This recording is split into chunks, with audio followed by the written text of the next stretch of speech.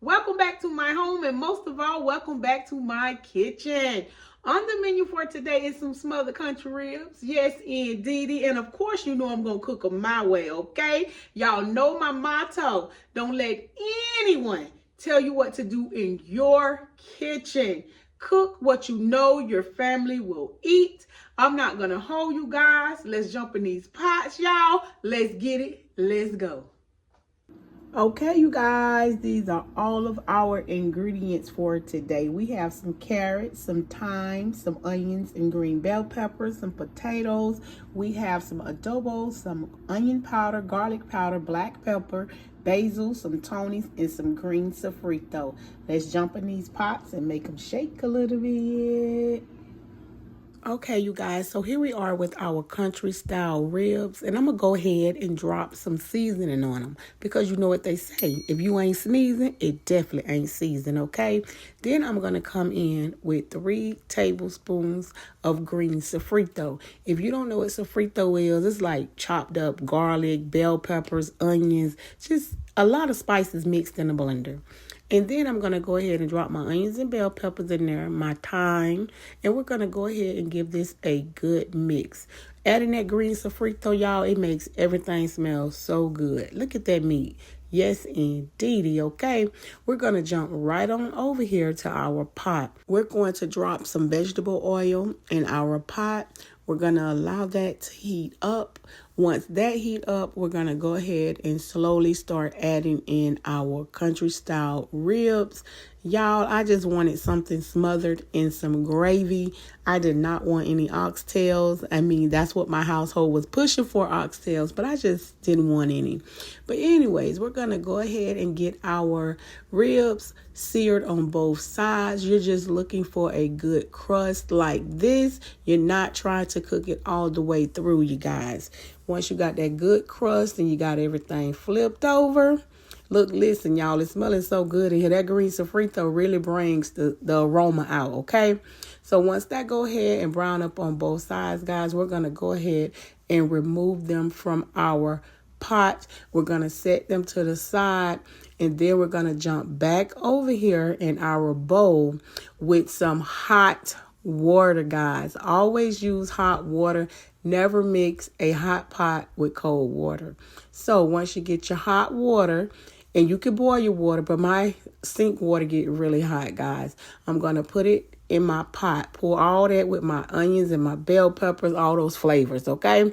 Now, in this step, if you're not good at making gravy, start with the bottom of the pot. Don't put your liquid in there. Just start with the bottom of the pot and build your gravy. But if you're good at making gravy like myself, go ahead and add your liquid and then start adding in your flour, guys. And the key to making any successful gravy is you keep stirring. And as I'm stirring, I'm scraping up the bits from the bottom of my pot.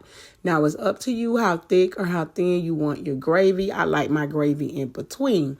So I'm just going to keep stirring until you get a smooth consistency. And it will thicken up as you stir, guys. Look at that gravy. Yes, indeedy. You just keep stirring. That's the key to a great gravy. And y'all already know I like my gravy a little dark like me. So, of course, I am going to add in some brownie. This is optional, guys. Cook what you know your family will eat. So I went on ahead and added my gravy brownie, and I am going to season my gravy.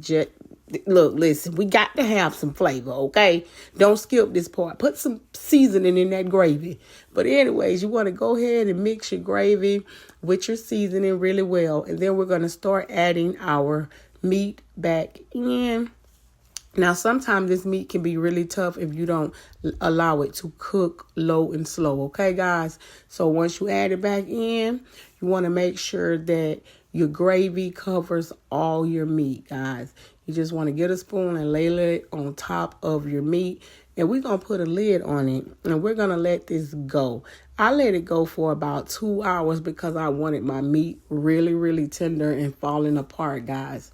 So once I put that lid on it, guys, we're just going to let it go low and slow. Don't rush it because this is not a piece of meat that you can rush, okay? So after about 2 hours, I'm taking the lid off. I'm finna check it and see what we got going on in this pot, okay? So, look, listen, this meat is tender, fork tenders, falling all apart. It done fell apart, okay? So at this point, I'm going to go ahead and get my veggies and add in my potatoes and, of course, my carrots. Yes, indeedy. I love some good veggies and some stewed meat, okay?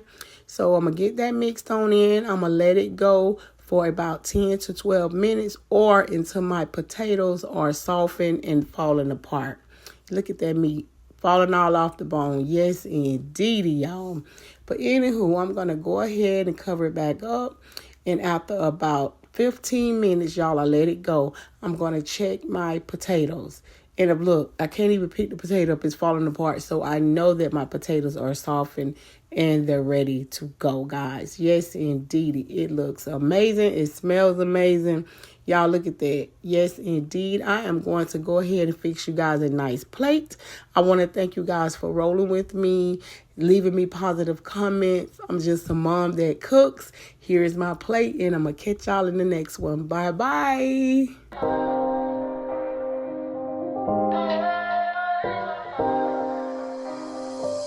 Area.